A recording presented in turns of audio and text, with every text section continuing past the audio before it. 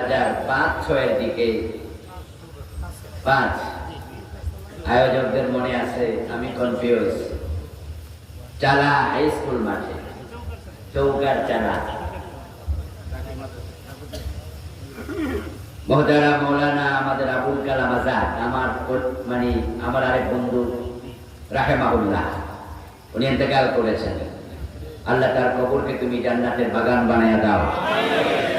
যুবক মানুষ, বয়সে আমার চেয়ে 1-2 বছরের ছোট হবেন, অল্প বয়সে চলে গেছেন। তার বাবা এখনো জীবিত আছেন। আজকের মাহফিলে দেখা হলো।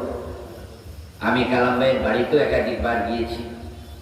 হঠাৎ করে তিনি ইন্তেকাল করেছেন। আল্লাহ তোমার এই গোলামকে তার জীবনের সব গুনাহ মাফ করে জান্নাতের আলা মাকামের মেহমান হিসাবে কবুল করে। কালাম ভাই সম্ভবত আমাকে দাওয়াত দিয়েছিলেন।